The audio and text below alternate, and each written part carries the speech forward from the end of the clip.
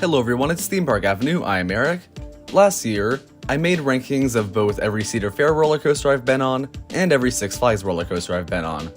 Those were two of my biggest rankings, both totaling in well over 100 roller coasters. So now, we are taking the next logical step, and ranking every Cedar Fair and Six Flags roller coaster I've ever ridden.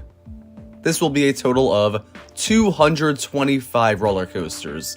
Mind you, there are plenty of clones in here, but I am ranking most clones separately, and I will make it clear when I do, when I don't. That'll all be apparent when I get to them. But this is without a doubt the most entries I've ever had in a single list, and it's going to be crazy. But before we get into it, I have a few caveats I must throw in. First of all, there are plenty of roller coasters in these chains I have not experienced. I won't name all of them here because that might be pretty close to the same length as the actual list, trying to get all those out of the way. But there are a few dozen. Most notably, I have not been to Six Flags Mexico. Top Thrill 2, just like everybody else, I have not been on that. And there are plenty of others, and you'll be able to piece that together. So if you ask a comment saying, where is this one on the list? And it's not on the list, it's just because I have not been on it. The other main caveat is that this is the hardest list to rank ever, by far. I really struggled because I look at some rides and then I place another one near them because I think, okay, yeah, that's similar quality. But there's a chance there's something that's going to be 50 spots above certain roller coasters that I might like more. It's all based on my personal experience and opinions, but this list will not be the perfectly ranked, all 225 in the exact order, and it can change on a daily basis. But generally, these are the spots I think each ride deserves. Just keep in mind, there might be a good fluctuation of 10 to 20 spots on any given day for most of these roller coasters.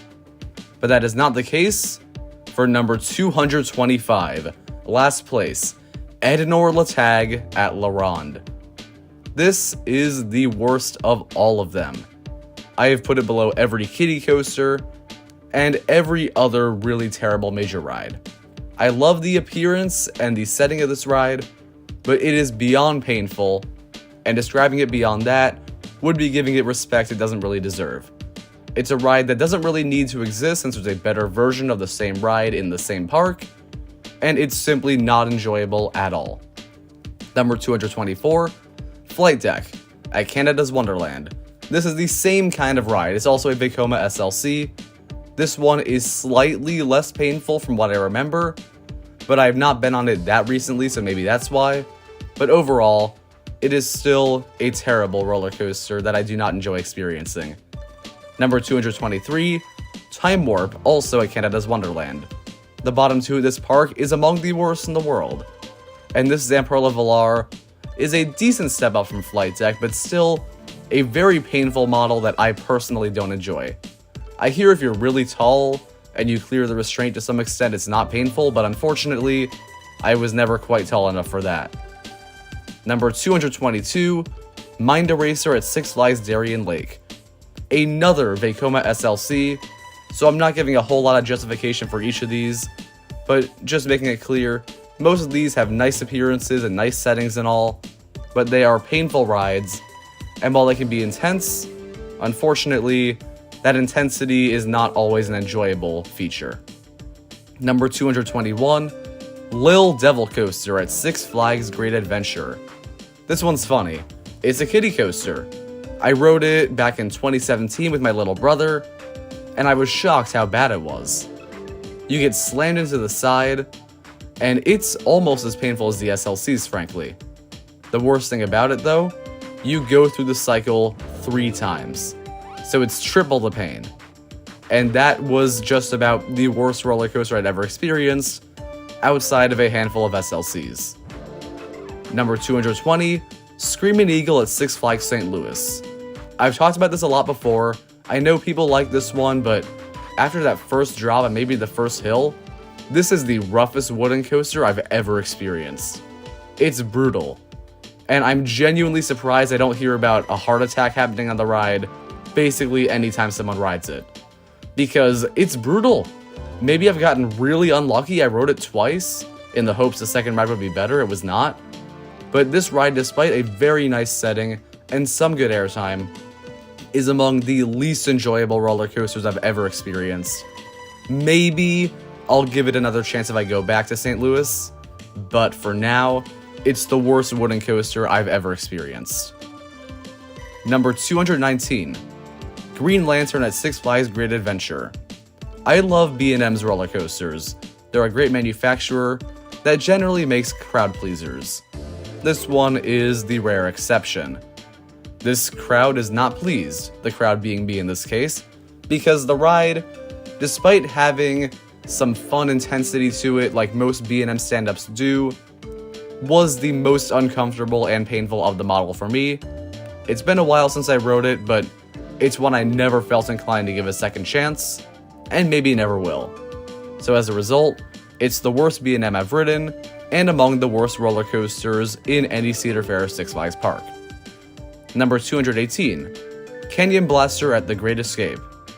The Great Escape is perhaps my least favorite of any park I'll be talking about in this list, and this roller coaster has truly baffling issues. It is rough, but that's only part of the issue here. The other is the absolutely mind-boggling pacing. There's a mid-course brake run, and when you slow down, you really slow down. And it takes a good 15 seconds before the ride starts actually picking up speed again. So the mix of being a jerky ride and a bafflingly paced one makes it simultaneously boring and memorable, but in all the worst ways. Number 217, Thunderhawk at Michigan's Adventure. The worst of the Cedar Fair parks for me by quite a long shot. This is another Vekoma SLC. I hear many say this is the good one. It's one of the best, you're gonna love it. Not really, unfortunately. I think it's better than the worst of the model. It's not quite as terrible. I remember at least kind of enjoying this one turn on the ride that wasn't too painful, but other than that, it's the same, just as bad. Moving on. Number 216, Gotham City Gauntlet Escape from Arkham Asylum at Six Flags New England. Apart from having the worst name of a roller coaster ever, this Wild Mouse has all of the worst aspects of the model. Wild Mouse rides can throw you into the side a lot. This one does that more than any other. It is the least comfortable of them that I've done. Mind you, I've not done Coast Rider at Knott's Berry Farm, which I hear is worse. But for now, this is definitely my least favorite of any Wild Mouse I've been on. Number 215, Flashback at Six Flags New England. A Vekoma Boomerang. This model can be good, can be bad. This one's bad. Headbanging is a major thing. Your head goes back and forth into the restraints, side to side. It's not an enjoyable one. I'm glad they got rid of the worst boomerang at the park, that being Goliath, but this is definitely my least favorite of the sit-down Vekoma boomerangs. Number 214, Steam and Demon at The Great Escape. This arrow looper is tolerable. It has a fine vertical loop. The corkscrews are among my least favorite of any roller coaster, and corkscrews are generally not a great inversion, so that's a very impressive bar. But this ride is simply not an enjoyable one overall, due to half of it being quite painful. But as far as arrow loopers go, while it might be one of the worst, it's not among the worst rides on the whole list. Number 213, Firebird at Six Flags America. This B&M has a very nice color scheme and a cool little name, and that's it. This is another very painful, unenjoyable B&M roller coaster that might be the least forceful of any ride by the manufacturer, and that is unfortunate because the intensity is a big saving grace for some of these other bad rides. That said, it's not quite as unenjoyable, so it goes a little higher. Number 212, Taxi Jam at Canada's Wonderland. We now enter the kiddie coaster tier. This one is cute, that's it. Number 211, Wilderness Run at Cedar Point. A nicer setting and a generally more charming ride makes this feel a bit more fun than Taxi Jam. Number 210, Woodstock Express at Kings Island. This is simply not a fun wooden coaster, but that is because it is designed for young kids. But you are allowed to go on as an adult, so the cars are crammed, and that's unfortunate. I'm sure I'd rank this higher if I only rode it as a young kid, like with Wilderness Run or Taxi Jam, but overall, I still don't enjoy it. Number 209, Woodstock Express at Carowinds. Pretty much the same thing, but I do recall a little more legroom. And number 208, Woodstock Express at King's Dominion. That's all of the Woodstock Expresses of the wooden coaster variety, all right around the same tier. Number 207, Sprocket Rockets at Six Flags Great America. This is the smallest roller coaster in the park, but is still a very decent sized kiddie coaster. I'd call it more of a junior coaster. It doesn't give you crazy airtime or anything like that, but it's a fun, serviceable ride that I have no major issue with. Number 206, Catwoman's Whip at Six Flags New England. A comically long roller coaster car is used on this one. That's really funny. Other than that, it's about the same thing, maybe a little less thrilling than Sprocket Rockets, but overall, it's not a huge difference. Number 205, Little Dipper at Six Flags Great America. A small wooden coaster that feels a bit more tailored to all audiences, and is a little more fun as a result. No crazy out-of-your-seat moments, but there don't need to be. It's a very solid young kid ride. Number 204, Joker Funhouse Coaster at Six Flags Over Georgia. I kind of like the appearance of this one a lot, and the way it sort of goes over this ravine. It's a very nice setting for the ride that elevates it above the average kiddie coaster that's just kind of in a flat plot of land. Number 203, Steel Lasso at Frontier City. A Vekoma suspended family coaster. There's no pain to be had here, but little force. It just kind of happens. I enjoy it well enough, but just like all these other kiddie coasters, it doesn't go that high. Number 202, Kong at Six Flags Discovery Kingdom. A much better Vekoma SLC than the others I've said. The one turn I mentioned liking on Thunderhawk is much more enjoyable here. And the final two inversions are frankly fine. This ride feels more intense than the other SLCs, but not quite as painful. I hesitate to call it a good ride, but it's not really bad. It's just kind of hard to enjoy for most of it, but solid enough in certain parts that I can give it an okay shrug. Number 201, Dragonfire at Canada's Wonderland. A better arrow looper than Steam and Demon, maybe not by the largest margin, but overall I enjoyed it a bit more, not much else to say. Number 200, Demon at Six Flags Great America. If not for the theming, this would be well below Dragonfire. It is not an enjoyable arrow looper, the loops are even bumpy, and usually it's only the corkscrews that are the issue. But it is a fun ride because you go through a tunnel, multiple tunnels in fact, and I do enjoy that aspect, and it does elevate the ride a little bit. Number 199, Viper at Six Flags Magic Mountain. Many love this ride. Maybe a middle row wasn't the best way to go on this, but I thought it was pretty bad. I think some of the inversions are still very intense and fun, and the return trip is kind of quirky in a little unique way, but it's still a really bumpy ride that simply isn't overall enjoyable, so it can't go much higher than 199th. Number 198, Le Boomerang at La Ronde. Not as intolerable as Flashback at New England. It is much better in that regard of roughness, but still not great. Not much else to say. Number 197, Boomerang Coast to Coaster at Six Flags Discovery Kingdom. Same thing. Number 196, Boomerang Coast to Coaster at Six Flags Darien Lake. All three of these rides are kinda rough, but still have some decent enjoyability in the inversions, and as a result, they don't rank quite as low as Flashback. Number 195, Woodstock Express at California's Great America. This one had a genuinely surprising pop of airtime near the end, and as a result, it goes above most other kiddie coasters. Number 194, Woodstock Express at Cedar Points. The best of the Woodstock rides. This one ranks the highest for a longer ride experience, providing a little more intensity for young thrill seekers, and a bell in the front of the car that you can ring, which is a very fun experience for any kid. Number 193, Corkscrew at Cedar Points. The airtime pop on the hill after the first loop is a surprisingly decent moment.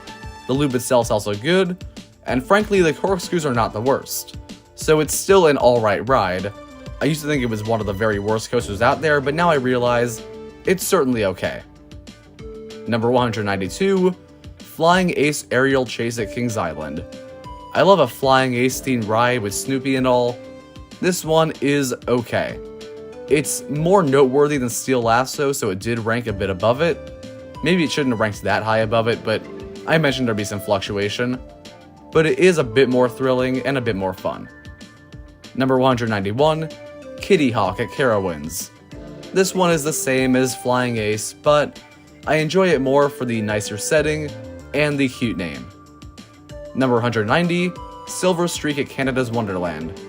Once again, about the same, but a bit more enjoyable, for being just a bit less headbangy with less bulky restraints. Number 189, Carolina Gold Rusher at Carowinds. This was my least favorite Aero mine train, for a little bit anyway, and it is simply one that throws you around a little more, but not in a fun way. It still has a charming enough setting, but not as interesting as a lot of other rides, so it's one of the weaker Aero mine trains out there. Number 188, Gold Rusher at Six Flags Magic Mountain.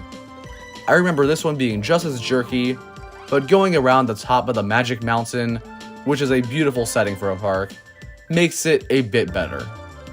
Number 187, River King Mine Train at Six Flags St. Louis.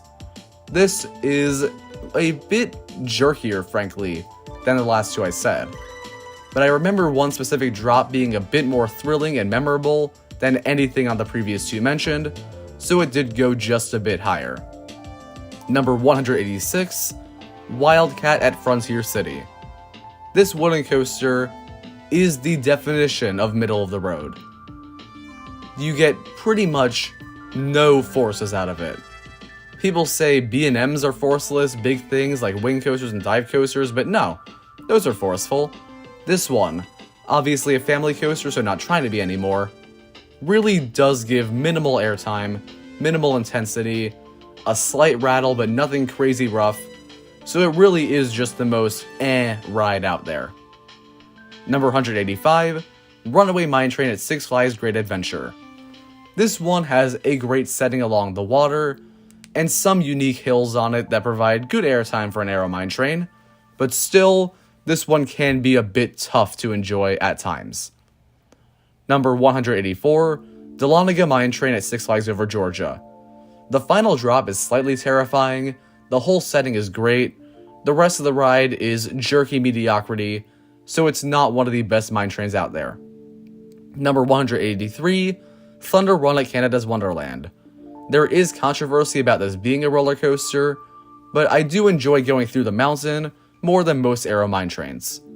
Number 182, Ricochet at Carowinds. This Wild Mouse is not nearly as bad as Gotham City Gauntlet, but lacks the fun drops of some of the others out there. Number 181, Wild Beast at Canada's Wonderland. An overhated wooden coaster, this one provides some good forces and was not nearly as rattly when I rode it as some have said. Number 180, Ghoster Coaster at Canada's Wonderland. This is another Woodstock Express clone, but with a much more fun theme, and in my experience, overall less tight cars, or at the very least, a more enjoyable experience. Number 179, Cedar Creek Mine Ride at Cedar Point. This one, once again, is a beautiful setting over the water. It doesn't have any crazy drop at the end like Runaway Mine Train or Dahlonega Mine Train, but it does have a bit more fun to it, with slightly better profiling making for intense but not jerky turns. There's still some bumpiness to it, but it's always an enjoyable ride that carries the charm of the Aero Mine Train without being quite as unenjoyable as a few of the others. Number 178, Excalibur at Valleyfair. I hear a lot of people really enjoy this one and say it's so intense it's not even a family coaster, but outside of one good airtime hill, this is a really hard ride to enjoy. It is jerkier, bumpier than maybe any Aero Mine Train I've ever been on. Maybe I got unlucky on my one ride, but I may never find out again because it's not one I'm really hankering to revisit. There is one good airtime moment that makes me understand why people think it's not a family coaster, but I do think this ride is a bit overrated with how many people call it underrated. Number 177, Moto Coaster at Darien Lake. Moto Coaster is a charming ride. I like the idea of the motorbike position and the launch, but the layout is very unremarkable, and it basically feels like a slightly souped up Wild Mouse, but even many Wild Mouse coasters have better hills than this. Number 176, Toombili at King's Dominion. Toombili is an embarrassing roller coaster. It's an SNS 40 free spin. However, they forgot the spin in the ride, it seems. I think I got one total flip in 3 rides on this thing. And one of the best things about the ride is being disorienting. This model tends to do that, but Toombili doesn't. It's shorter than the other free spins that I've been on for the most part, so it feels shorter and feels like it's over too quickly. Additionally, this has maybe the worst capacity and worst operations of any ride I've ever experienced. And even though it has the identical layout to Dragon Slayer at Adventureland, for some reason, that one's among the best free spins, and then this one's the worst. Despite being a very small ride, it wastes space.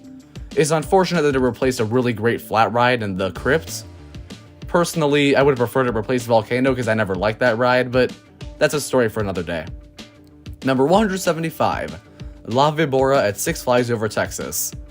This bobsled certainly has some fun to it. When you're in the troughs going up the sides, I like that. But the transitions in and out of these sort of break areas are a bit jerky and will bang up your leg pretty bad. I know many call the ride underrated. I think it's pretty fairly rated. It's just an okay family coaster with a few rough moments. Number 174 is Pandemonium at Six Flags New England. Spinning coasters are very fun, but this one has terrible restraints. There's some sort of shin guards that are especially uncomfortable that I haven't experienced in other spinning coasters. Maybe it's some weird Mandela effect, but I feel like this is the worst restraints at Six Flags New England, even with everyone complaining about Superman. Number 173 is Jaguar at Knott's Berry Farm.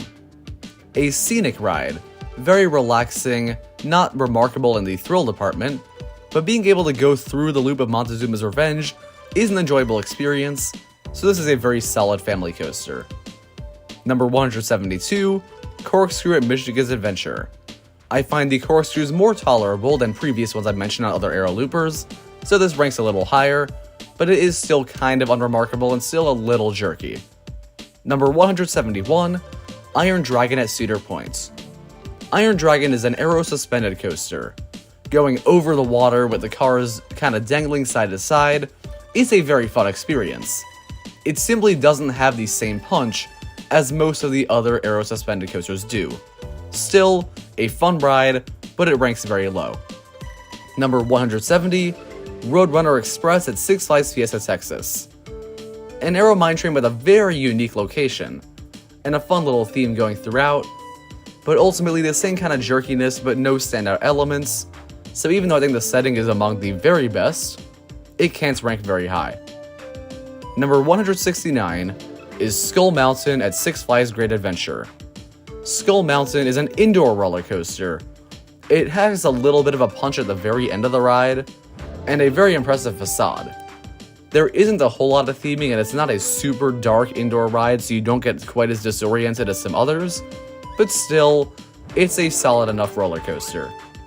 Number 168, Toboggan Nordique at La Ronde. This is a very well-themed Wild Mouse. I love the idea of a toboggan and different countries for the different cars, and the ride is among the most comfortable of any Wild Mouse. The hairpin turns are not jerky, and all in all, I enjoy it quite a bit. Not much else to say, but definitely worth riding if you go. Number 167, Dragon at La Ronde. Dragon's another indoor one, with some really cool theming. I wish they'd done a little more, but the dragon statue's awesome, and there are decent thrills here, maybe a bit more so than Skull Mountain. Number 166, Adventure Express at Kings Island, recently rethemed, and very effectively so. This is among the most beautiful of any Aero Mine train. There is no roughness to it. A night ride is shockingly spectacular. The amount it escalates the ride from good to very good as far as Aero Mine trains go is interesting. And all in all, I thoroughly enjoy it. Definitely a great ride, even if it is still a family coaster that is a bit unremarkable compared to 160 or so other rides. Number 165, Zambezi Zinger at Worlds of Fun. This is a very new roller coaster, and yet it is bumpy as heck. I love the spiral lift hill. It's a very interesting thing to have on a wooden coaster, and the ride is well paced. But other than that, not much to say. Airtime is not a great thing here, there's not a whole lot of it, and it feels like they're supposed to be. So while it's an okay family wooden coaster, it's not what I'm hankering to ever go back on. Number 164, Carolina Cyclone at Carowinds. This is a very unique aero looper. Usually the corkscrews are the worst part and the loop is great. Here, the loop's the worst part, and the corkscrews are awesome. So it is a little better because that means 2 inversions are great, and sometimes there's the 2 bad inversions and only 1 loop. This one does have the double loop, but all in all, I do think it is a mid-tier, maybe upper-tier aero looper. Number 163, Viper at Six Flags Darien Lake. Viper has a very grand presence, and the one inversion that I admittedly don't know the name of off the top of my head, that gives you the sort of Cobra Roll experience, is a really unique and fun one to have on an aero looper. And as a result, this stands above some of the others, and I admit, it's not nearly as bumpy as many others in the model. Number 162, Apple Zapple at King's Dominion. Apart from a very fun name, this Wild Mouse gets points for the first drop. I love the first drop on Wild Mouse coasters like this one, and it adds so much to the ride. Hands down the best element, making it much better than others I mentioned. Number 161, Psycho Mouse at California's Grand America. This one lacks the first drop, but it is a very different kind of Wild Mouse. This one gives you surprising pops of airtime at the end, and it's not uncomfortable beforehand, and I think the airtime does outdo the drop, and that's why this ranks just above Apple Zapple. Number 160, Mad Mouse at Valleyfair. Same story, moving on. Number 159 is the Dark Knight coaster at Six Flags Great Adventure. An indoor roller coaster, but also, it's a Wild Mouse. And this might be the most comfortable Wild Mouse ever. The turns are leisurely, and not remotely jerky. Additionally, you have some fun little theming going on inside. Most of the effects do not work, and even though I hear many calling this one of the worst roller coasters in the world, I'm sorry, that's crazy. This ride is fun enough. It's not the most thrilling, but it is one of the best themed Wild Mouse coasters, and the darkness does give a certain atmosphere that many Wild Mouse coasters lack. Number 158, the Dark Knight coaster at Six Flags Great America. Same thing, but more effects work, so it ranks 1 spot above. Number 157, Blue Hawk at Six Flags Over Georgia. This ride is about as leisurely as a Wild Mouse, but it has many inversions. It looks kinda quirky, I like that, there's a uniqueness to it, setting over the water is good, but it really does just kind of come and go in my mind. Number 156, Reptilian at King's Dominion. Another bobsled coaster, but this one seems to be much less jerky in the transitions, and have a bit more intensity in the final helix, and all in all, it is a great bobsled coaster. Number 155, The Fly at Canada's Wonderland. I recall the first drop on this one being maybe the best of any Wild Mouse, and it definitely ranks a decent bit above the other ones that are a few spots below for that great first drop. Number 154, Grizzly at California's Great America. Maybe slightly overhated. There isn't a whole lot to it, but it's not forceless per se. There is one strong airtime moment, and it's definitely not the roughest thing out there, so I do enjoy it a decent bit, and I would call it an alright ride. Number 153, Les Monstres at La Ronde. This wooden coaster used to race. Unfortunately, it doesn't anymore, but it still has a very good first drop and one really strong second drop following that. And other than that, it's another leisurely wooden coaster, kind of like Grizzly. Kind of weird in the pacing, but not nearly as bad as something like Canyon Blaster, so all in all, a fairly smooth, fairly enjoyable experience. Number 152, Wolverine Wildcat at Michigan's Adventure. This ride is kind of similar to Phoenix at Knoebels, and from the start, it seems kind of similar. First drop is of very good quality, and the first turnaround's nice. Then after that, you're rattling the whole time. Usually, your foot will go up and down, hitting the ground. I call that Peter Rabbit foot, but I don't know if that's a common thing that happens on roller coasters for people, but it happens with me. It's a very funny thing, but all in all, in this ride, it's happening with a lot of jerkiness and a big rattle, so it's not a very enjoyable roller coaster overall. Number 151, Riddler Mindbender at Six Flags Over Georgia. I don't know what inclined Six Flags to take the best Schwarzkopf looper and make it the worst, but oh well. The mid-course brake run here is baffling. First time I saw it happen, I thought the ride was stuck. And it wasn't. They just completely stopped the ride. And I think the loops are still fun, but the transitions are far more jarring and jerky, and this is definitely not a ride I ever really want to go back on. It used to be so great, so it's really unfortunate to see it fall from grace like that. Number 150, Sierra Sidewinder at Knott's Berry Farm. It's been a while since I rode the spinning coaster. I remember having decent spinning and a fun layout, but not as much as a good amount of other spinning coasters I've done. Number 149, Mad Mouse at Michigan's Adventure. Inexplicably, this Wild Mouse packs crazy airtime, even compared to others of the identical model. Therefore, it ranks above a good amount of them. Number 148, Blue Streak at Cedar Point. A classic wooden coaster, no doubt jerky, to the point where it might be the scariest coaster in the park. But the airtime holds up, there's a lot of charm to it, and all in all, I still enjoy this one a good amount. Number 147, The Bat at Kings Island. Many call this one underrated as far as suspended coasters go. I disagree. The issues I have with this ride are that it is short. The first drop is great, and this is one of the most intense suspended coasters, I get it, for sure. The setting is super nice as well, but it's over in a third of the time it feels like, compared to the other suspended coasters. And as a result, there's not as much to enjoy. Number 146, Pandemonium at Six Flags Fiesta Texas. Pandemonium spinners are very fun.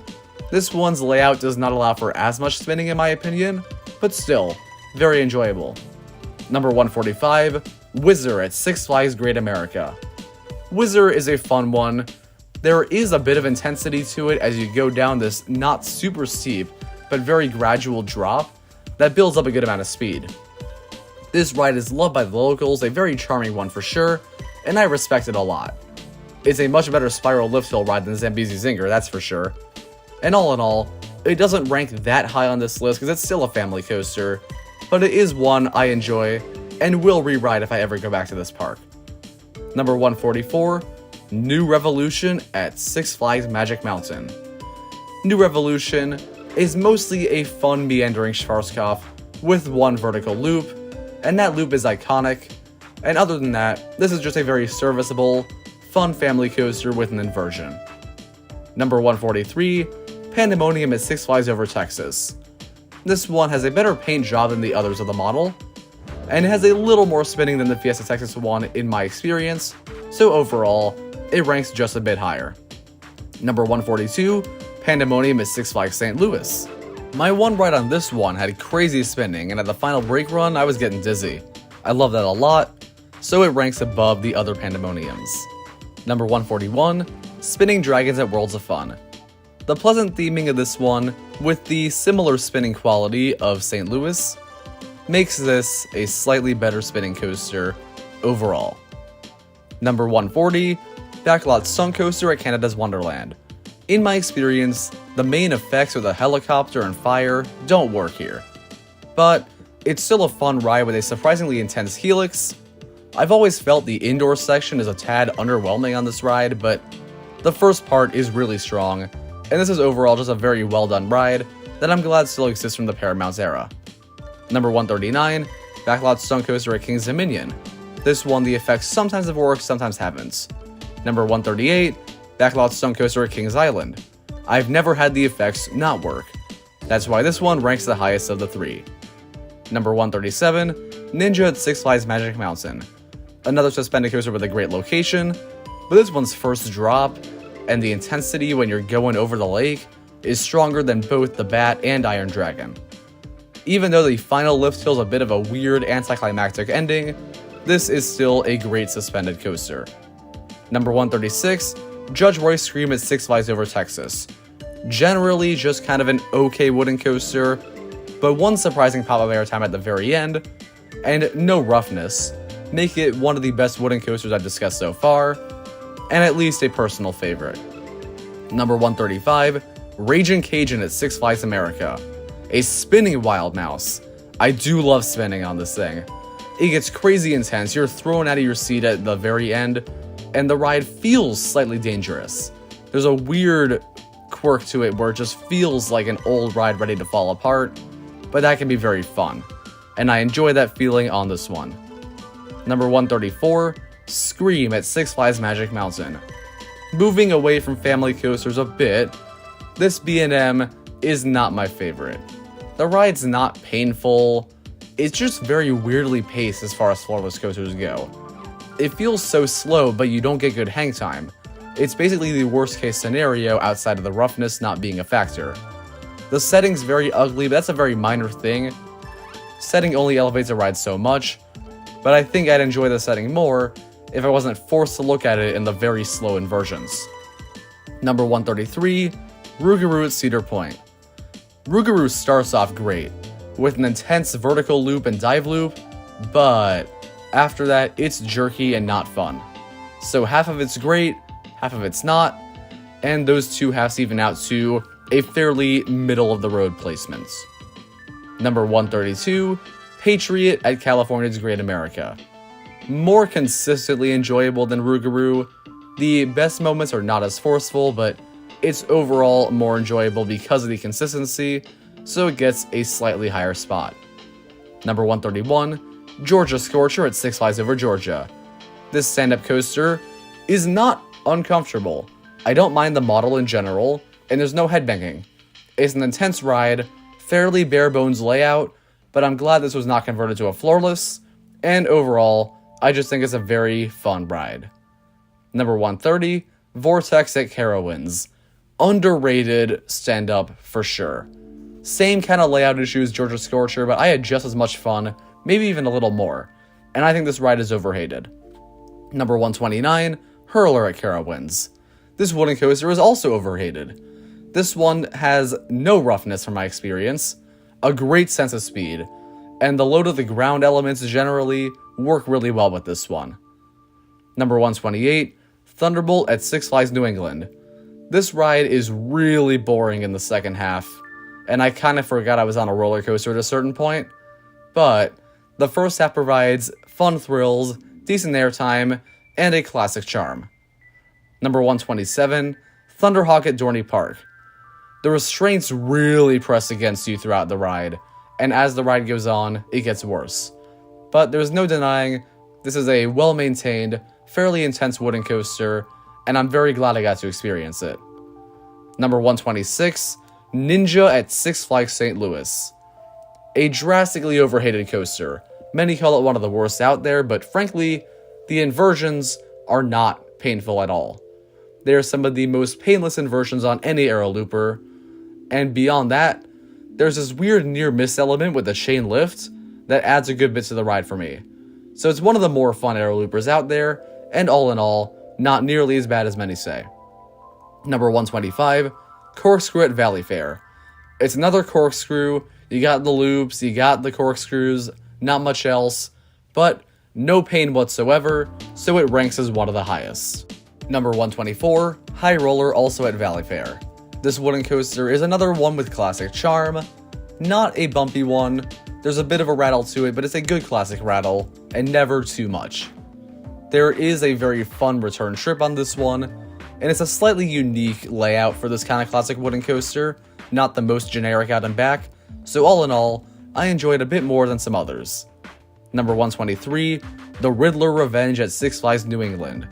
This Vekoma SLC does not have bad restraints, and that makes a big difference. It is easily the best of the model that I've experienced so far. I thoroughly enjoy it. That said, I still don't find this one quite as intense as a good amount of others, and I think if I can combine the great intensity, we'd be able to appreciate the layout more. It's still just kind of a good, not great ride for me, but still a step in the right direction for SLCs.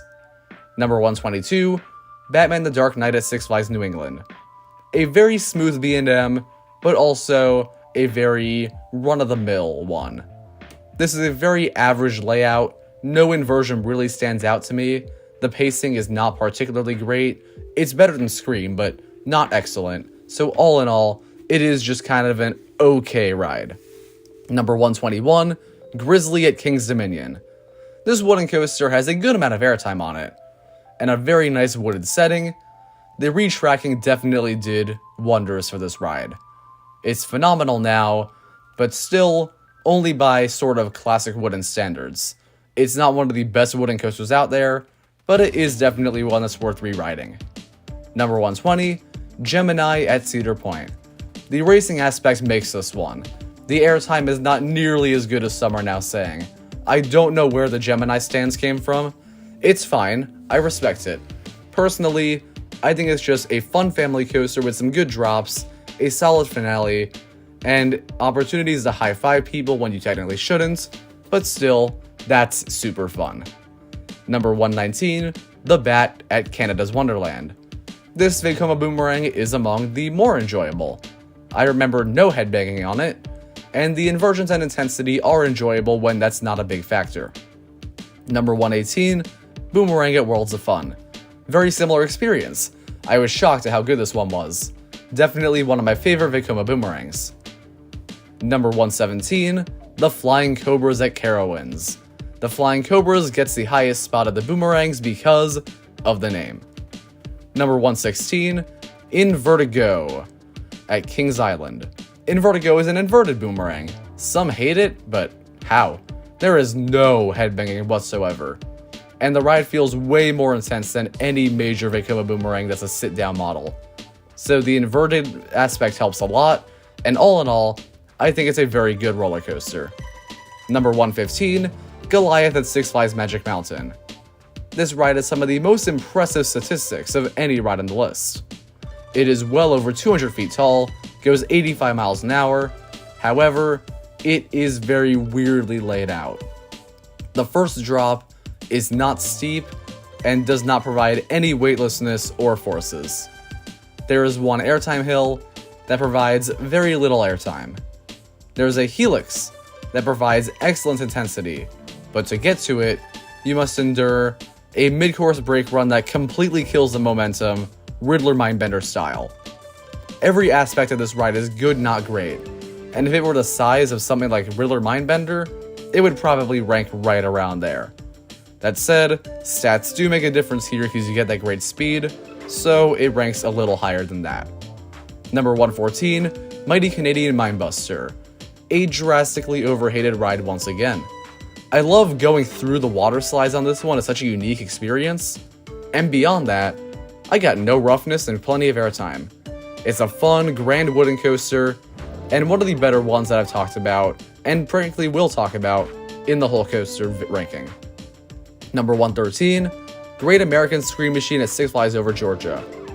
What I once considered to be nearly as bad as Screaming Eagle is now a good ride. The massive scale of this one plays a big role in that, as you're given wonderful airtime hills that really do get the job done, and a great sense of speed as you return to the station. There's not any roughness here anymore. Maybe a rattle, but not a bad one. And all in all, I definitely was way too hard on it in the past. Well, maybe not. Maybe it was that bad back then. But now, I apologize and recognize it is a great roller coaster. Number 112, Racer 75 at King's Dominion. Another racing coaster, This one beats out Gemini for much better airtime and feeling like a more thrilling ride overall. You can't high-five the people, but still, I enjoy it, and the return trip does provide a very good sense of speed. Number 111, Racer at Kings Island. Same kind of thing, just more consistently enjoyable. Number 110, West Coast Racers at Six Flags Magic Mountain. What starts out very fun as a dueling launch coaster devolves into a miserable experience with the worst restraints I've ever experienced. It's not that they give you headbanging necessarily, or that they're really tight on your lap, but there's sharp corners in the plastic, and I was the perfect height to have that digging into my skin throughout the ride. There's minimal headbanging, but it is the most painful headbanging I've maybe ever had. It's very unfortunate, because the ride has moments of airtime and hang time, but I can't really focus on that, and it's not what I remember from the experience most. Still a good ride, it's very well rounded, and a very consistently good experience outside of the one issue I mentioned, but that one issue really does bring it down Skyrush style. Number 109, Superman Escape from Krypton, also at Magic Mountain. The forward launch is terrible. It goes 100 miles per hour but feels like 60. When you go backwards, the sense of speed is much stronger, and staring down 300 feet is very fun. This ride is not great, it's still just a very basic thing, but doesn't have nearly the intensity of something like Top Thrill Dragster, so I can't consider it an elite roller coaster, but still, the stats are impressive, and they are better overall than those on Goliath. Number 108, Vortex at Canada's Wonderland. A suspended coaster that climbs Wonder Mountain, and then gives the best drop and intensity of any of the suspended coasters. It definitely earned a pretty high spot. Number 107, Hang Time at Knott's Berry Farm. Another well-rounded one, but it has flaws like West Coast Racers. I think it's less well-rounded and the layout's not as good, but the restraints are fine. The issue is that, despite riding it the year it opened, or the year after I think, this was rough. I was shocked, but it's a bumpy ride. You have one good airtime moment, two good hang time moments, the drop is fun, the ride looks nice at night, but it still has flaws that are big enough that I'd only consider it a good roller coaster and far from one of the greats. Number 106, The Boss at Six Flags St. Louis. This one is intense, long, immaculately paced, has moments of airtime, has good laterals, but I did find it rough. Maybe got a bad ride, it was a weird day, rainy, and I do love laterals now. Legend of Holiday World is one of my favorite wooden coasters, so I think rewriting this could see it skyrocket in the rankings. For now, it's a bit low. Number 105, Demon at California's Great America. Identical to the Six Flags one. This has no headbanging, great corkscrews, but the same theming, making it a significantly better ride. I really don't know what they're doing in Illinois that caused the issue. Number 104, Anaconda at King's Dominion. This might actually be the transition. This and Demon is where we go from the rides that I think are good but flawed to consistently really good rides that are teetering on great. Anaconda at King's Dominion is a super underrated roller coaster. The first drop in the underwater tunnel is a fun gimmick. The loop following is solid. The meandering sections are scenic and nice, and the corkscrews provide excellent hang time over the water. They were doing that well before the Mosasaurus roll came to be on Velocicoaster. So, I find this ride smooth, fun, oddly paced, but not bad pacing. And all in all, a pretty well thought out aero looper. Number 103, Montezuma's Revenge at Knott's Berry Farm. This is an excellent Schwarzkopf for the fun gimmick of being a shuttle loop. It's fun to launch into the loop, and even though that is basically all there is to the actual layout, and they're revamping the ride to some extent, I love the system. It's charming, short but sweet, very fun. Number 102, The Wild One at Six Flags America. A ride that's over 100 years old, shows its age a bit, but frankly, it shows its age about as much as Screaming Eagle, a much newer ride. I think Wild One is excellent for what it is. The final elements are a bit jerky and not as fun as the airtime moments earlier on in the ride, But all in all, it's a good wooden coaster. Not excellent, but still pretty great.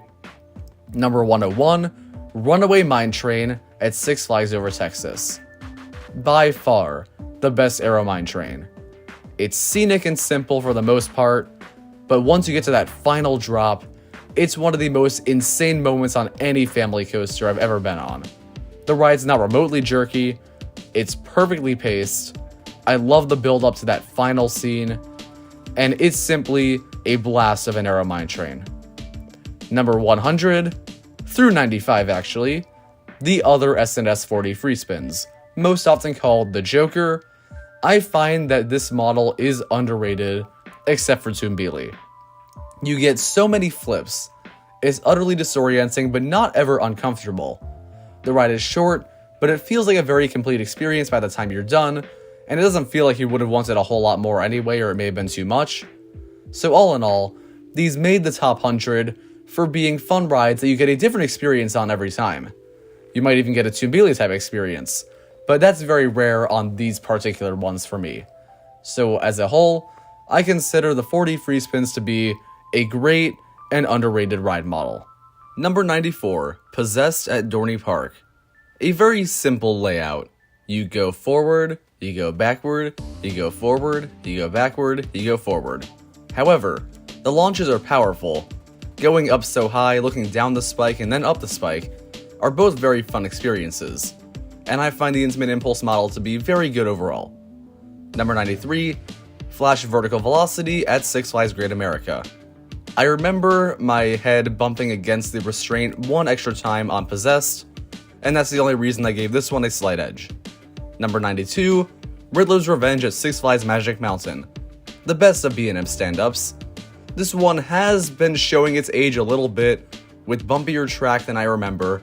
However, there's no denying the layout is fantastic, with the one inversion that gives a bit of a near-miss element with this really large shrub being an excellent moment, making for overall the strongest of the model. Number 91, Magnum XL 200.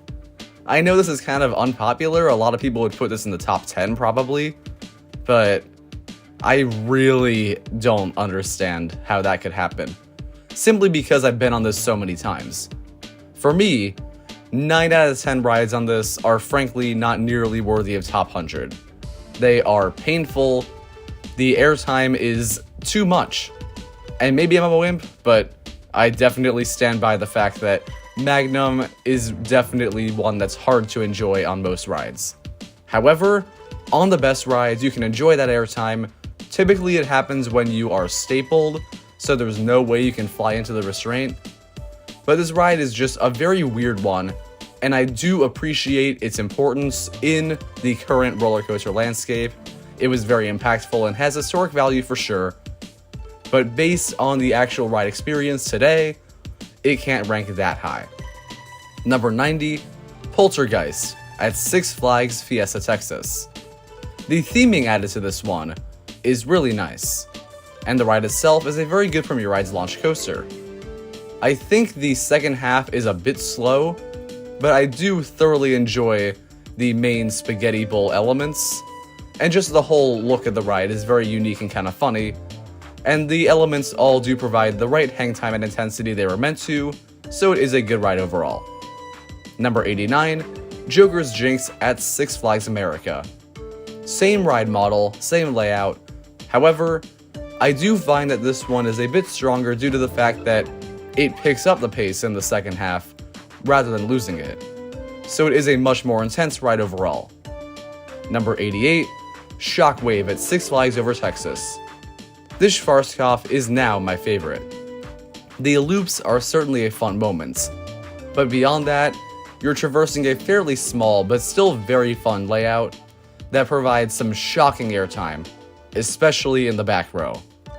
The back row provides airtime that I would say is some of the scariest, and it's almost Magnum level at times. However, it is generally much more enjoyable, and there are fewer moments that are more spaced out, so I would say instead of 9 out of 10 rides being bad, 9 out of 10 rides on this one are good. Number 87, Flight of Fear at Kings Island. I prefer the indoor spaghetti bowl rides to Poltergeist and Joker's Jinx due to that great darkness elements. It could afford to be a bit darker. The lights do kind of take away from that mystery and suspense. However, the layout does feel just a bit faster when you're indoors. Number 86, Flight of Fear at King's Dominion. I've had more consistently smooth rides on this one, and as a result, it places one spot higher. Number 85, Runaway Mountain at Six Flags Over Texas. This is an indoor Premier Rides family coaster, so you may be surprised it ranks so high. I talked about this recently in a ranking of the Six Flags Over Texas coasters, but it's simply a phenomenal ride. The second twisting drop is one of the craziest moments on any roller coaster, and the darkness element is often much stronger here than Flight of Fear rides. So even though it is a family coaster, it is a wildly enjoyable one that provides some very unexpected thrills. Number 84, Viper at Six Flags Great America. A very long, well-paced wooden coaster with a simple but effective layout. I think it is a great ride, but not one I think about a whole lot when talking about roller coasters, so this might be the start of the truly great rides. It just happens to be my least favorite of those. Number 83, Steel Venom at Valleyfair. Another intimate impulse coaster. This one getting quite an edge over the others because the backward spike has a holding brake. This holding brake will stop you for a good second in midair. And as you stop, you fall forward into your seat, and it is a truly shocking experience. One of the scariest moments on any roller coaster for me, and as a result, it elevates the ride way above others in the model. Number 82, Predator at Six Flags Darien Lake. I'd actually heard some bad things about this one, but frankly, I had an excellent ride on it. There is a consistent rattle the whole way through, but it's not rough. The one weird thing is the Titan track section is very smooth, and I imagine that part might have been too rough if it didn't have the steel track, but the transition in and out is kind of jarring. That said, this ride has immaculate pacing. You do get thrown out of your seat quite a bit, and as far as wooden coasters go, this might be one of the best in the Six Flags chain. Number 81, Comet at the Great Escape. A classic wooden coaster, an old one that the park takes very good care of, easily the best coaster at Great Escape. It gives another long ride, with more airtime moments than Predator, and even if it is technically paced a little more in the classic way where there is a slower turnaround, it's just as fun, if not a little bit more, and therefore, a very strong ride. Number 80, Tantrum at Six Flags Darien Lake.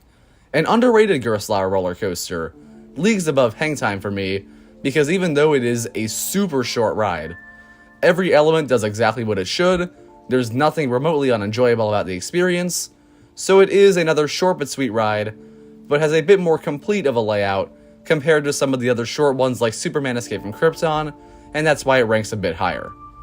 Number 79, Superman Ultimate Flight at Six Flags Discovery Kingdom. A Skyrocket 2 model, and this is definitely my favorite of those, for the excellent restraints. Others of this model have a comfort collar, which does not quite live up to the name.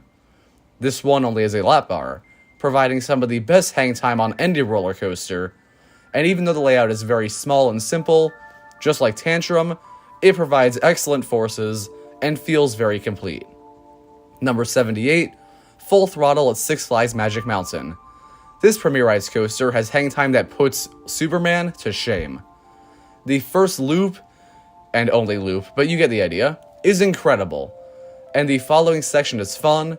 Once you get to that backwards launch, it does lose some steam because it gets a bit gimmicky, and the final brake run being on the top hat is a very anticlimactic ending to the roller coaster. I do wish they could have done a little more with this. What they did do with it, though, is great. Number 77, American Eagle at Six Flags Great America. I have only ridden the blue side, and the blue side was a great experience. The Helix is a very weird moment that is kinda bumpy and very slow, but other than that, this ride has a crazy sense of speed that very few wooden coasters have. It's mainly due to the massive scale of this roller coaster, but you will be thrown out of your seat, just flying through elements, and it is a classic wooden coaster in every sense of the word, despite the fact it's not that old, but in every other sense it certainly is, and it holds up more than pretty much all of the others. Number 76, Apocalypse the Ride at Six Flags Magic Mountain. What I used to think was quite the family coaster is now a very worthy GCI roller coaster. I think others from the manufacturer are much better, but there's no denying the great pacing of this one. This one does not focus on airtime, which does hold it back a bit because I do love the weightlessness feeling personally. However, it is still a super fun one with memorable moments such as the station flyby. Number 75, Superman Ride of Steel at Six Flags America. This one has very cramped cars and unfortunate restraints, but it does have a very solid layout and intensity. This hypercoaster gives great stats. It's very tall, very fast, you get some very good airtime on some moments, and the massive helix does provide good intensity. However, there is no denying the straight track section feels like it goes on forever, and I do wish there was a little more variety in the elements, or maybe a bit stronger airtime. This layout is good, but not my favorite as far as hypercoasters go. Number 74, Ride of Steel at Darien Lake. Ride of Steel is the same layout, however, going over the water for the helixes is a bit more fun than that at Six Flags America. Number 73, Batman the Ride at Six Flags Over Texas. The first of many Batman the Ride B&M Inver clones on here. This one ranks the lowest for admittedly sometimes being rough, but that's almost exclusively in the back row, and the ride still maintains the excellent intensity that these B&M Invers tend to have. I'll try to talk a bit more about them as I get through the other 7 or 8 of these. Number 72, Steel Force at Dorney Park. This Morgan hypercoaster has a gorgeous setting, and I don't think the elements are as good as the Ride of Steel clones, but this gets a slight edge for generally just feeling a bit more grand in scale. I think it might be being able to see most of the ride instead of it all being tucked in the woods or going over the water park, but personally, I did find Steel Force just a little more fun than Ride of Steel.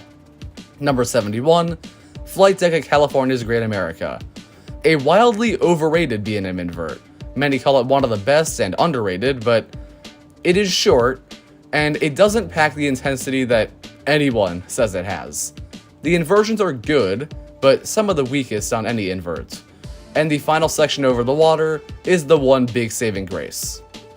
Number 70, Wild Thing at Valleyfair. This one might be the roller coaster that varied the most based on the row I was in. In the very back, it was a jolty and fairly mediocre hypercoaster, living up to the name, Mild Thing. However, riding in a middle car, in the middle seat, I thought this was an excellent roller coaster. The sustained floater airtime on this one hill for a good 4 or 5 seconds is the crazy moments, and the intensity felt in the major turnaround was awesome. I love this roller coaster in specific rows, but I do have to consider both when ranking it, so it can't quite be top 50. Number 69, Hydra at Dorney Park. Hydra is a very unique floorless coaster. It opens with a JoJo roll, meaning you go upside down right away. I do love JoJo rolls personally, I think it's a great element, and every other thing in this roller coaster, from the immediate drop with no pre-drop to the unique inversions appearing on it, they're all very fun, and it helps us stand out above some of the floorless coasters, but not quite all of them. Number 68, Patriot at Worlds of Fun. This really does just feel like a better version of Flight Deck, not much else to say about it. It's more intense, better paced, better elements, moving on. Number 67, Accelerator at Knott's Berry Farm. Admittedly, it's been a while since I went on this one. However, I did remember the launch being very powerful, and even if there isn't much layout to it, it maintains the speed throughout that layout, and that makes for a very fun and exhilarating roller coaster. I don't think the launch is quite strong enough to elevate this to a super high spot, but still, a great ride. Number 66, Les Vampires at La Ronde. This is a bit weaker than some other Batman the Ride clones, but I think it's generally around the same level as the others, and these rides are awesome. Compact B&M inverts, so you don't have massive sweeping elements like another roller coaster I'll get to later in the list, but because they're smaller, they're much whippier. You get thrown through them, and while this can occasionally mean your head will bob side to side, it means it feels so much faster. And that intensity is one of the best things about B&M inverts. These rides are not very focused on airtime, so they make up for that with a great sense of speed and great positive G-forces. Number 65, Goliath at Six Flags Fiesta Texas. Getting slightly above Le Vampire, not much else to say. Number 64, Batman the Ride at Six Flags St. Louis. Better color scheme than the last two, and I think less foot numbness, but other than that, not a whole lot to point out. Number 63, Batman the Ride at Six Flags Great Adventure. I don't know if I even have footage of this one, I probably do, it's probably showing on the screen right now, but not a ton. So we'll probably just move on saying, this one has my favorite color scheme of them all now. Number 62 is Batman the Ride at Six Flags Magic Mountain, and number 61 is Talon at Dorney Park. Not a clone, only having 4 total inversions, so many of the elements are just kind of low to the ground turns. However, I find the pacing on this one just as good, if not better, than the clones I named so far. And the intensity is a bit stronger without giving the foot numbness sensation that isn't quite as fun. So this does outrank a good amount of Batman the Ride clones. Number 60, Batman the Ride at Six Flags Over Georgia. Beating out Talon for being even more intense than the other Batman the Rides. This one feels like it's frankly twice as fast. And that does add a lot to the great intensity of the rides that I was talking about earlier. But number 59 is Batman the Ride at Six Flags Great America. The best of all of the Batman the Rides. It is the original, and as a result, it was built around the terrain of the area, so the low to the ground elements feel much lower to the ground.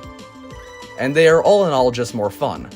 The pacing feels stronger when you have these sort of near-miss elements, and as a result, I consider this the most fun and my favorite of the Batman the Rides. Moving away from Batman, number 58 is Mr. Freeze Reverse Blast at Six Flags St. Louis. Maybe not quite moving away from Batman, but this ride is a super fun one. One of the best from Premier Rides, offering a fun backwards launch, going through 3 simple but excellent elements, ending with you staring down a massive vertical spike, and then going through the whole layout again. The layout is probably the most complete and effective of any Premier Rides coaster, and as a result, it ranks among the highest from the manufacturer. Number 57, Daredevil Dive at Six Flags Over Georgia. This Gerstlauer is among my favorites. The only one I think really compares is Monster at Adventureland. This one is underrated, frankly. Its stats are not massive, but it's a super fun one. The things I love most about it are the small theming elements like the tunnel, the great intensity of the first half, the effectiveness of every inversion, and I think if the mid-course brake run didn't slow the ride down quite as much in the second half, it would be just a bit stronger. But still, amazing ride. Number 56, Batwing at Six Flags America. A spectacular roller coaster if you can get on it. This one provides a very unfortunate sensation of staring into the sun as you go up because you're laying down. But once you enter the actual elements, this ride is awesome. The vertical loop is one of the most intense elements on any roller coaster, and the low to the ground helix is terrifying. The final inversions are awesome, and all in all, I think Vekoma Flying Dutchmans are an underrated and excellent ride model. Number 55, Nighthawk at Carowinds. This one has corkscrews instead of the final Heartland rolls, and they used to suck. Now they don't, so this ride is just as good, getting 1 spot above Batwing for me due to the fact that it has a nicer setting by quite a long shot. Number 54, Superman Ultimate Flight at Six Flags Great Adventure. Despite the fact that this ride is not as intense as the Vekoma Flying Dutchmans, B&M flying coasters do rank above them for me because I can't help it, I love the model so much. It really does feel like you're flying, and I find the seating position to be surprisingly comfortable. Beyond that, you do have some excellent elements. The pretzel loop outshines the Vekoma loop for me, and the twist near the end is a certainly fun inversion. And the turns still provide a great sense of speed and intensity, even though they aren't really any major elements. Number 53, Superman Ultimate Flight at Six Flags Great America. Basically the same thing, maybe a slightly nicer setting. Number 52, Mamba at Worlds of Fun. Mamba is my favorite of the Morgan hypers. What makes this one so great is the fact that no matter the row I sit in, I get good airtime. The turnaround is not quite as obnoxious, I guess I'd say, as the Valleyfair Wild Thing one. It's a bit more simple, and a fun thing was getting sprayed by a sprinkler the first time I rode on it, and actually the second time too. So I think it's a fun little thing that is obviously just for the sake of cooling down breaks or something like that, but still I enjoyed having that happen, and the ride itself is a grand hyper, providing some phenomenal elements and an overall great time. Number 51, Titan at Six Flags Over Texas. This is very similar to Goliath at Magic Mountain. However, you may notice that it ranks much, much higher. The reason for this over 50 spot gap is that Titan, despite having the same flaws, makes up for it with absolute amplification of the best parts of the ride. The intensity puts Goliath to shame. The Helix is the closest I've come to graying out on any roller coaster besides one other, which I will name soon.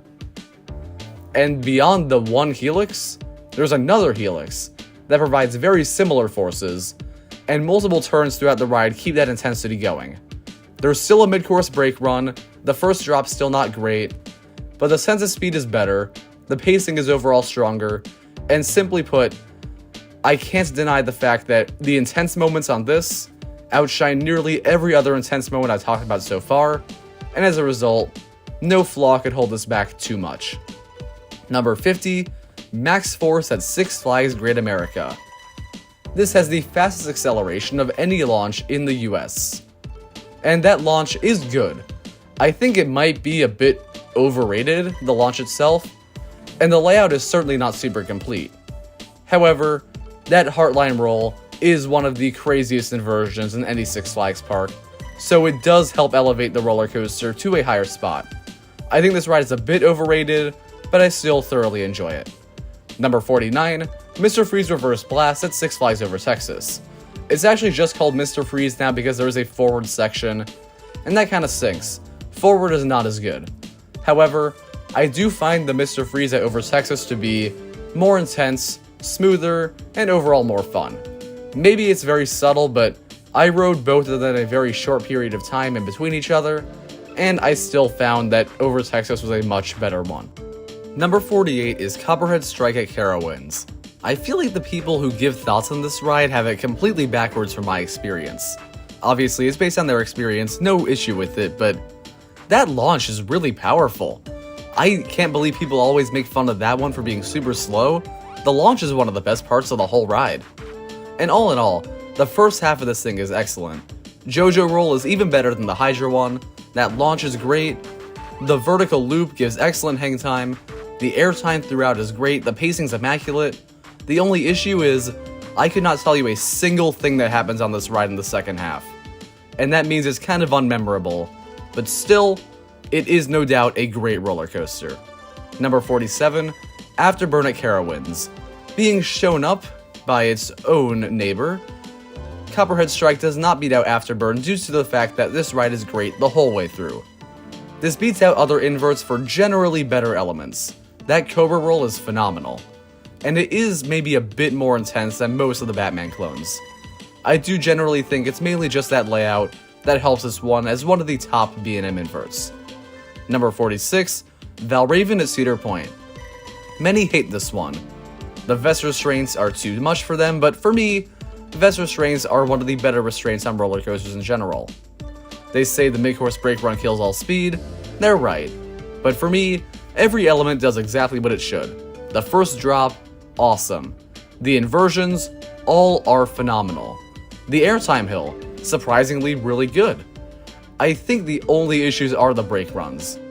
Even with those, I think every element does exactly what it wants to, very effectively, and the ride is simply Fun City as a result. Number 45, Medusa at Six Flags Discovery Kingdom. This is a perfect floorless coaster, and yet there are still others above it. I think the Sidewinder is a very unique element that provides the best aspects of a Cobra roll, but unique in a way that makes it even better. The ride is smooth, the ride has excellent pacing, Every element does exactly what it should, and there's no brake run to really slow it down the way Valraven does, so it ranks above it. Number 44 is Medusa at Six Flags Great Adventure. A bizarre ride, partially because it used to be called Bizarro, and it had theming with fire, and some cities, and all of that going on, and now it's still there, but it's Medusa themed. I don't get it, but I've never seen fire on a roller coaster quite like that one before.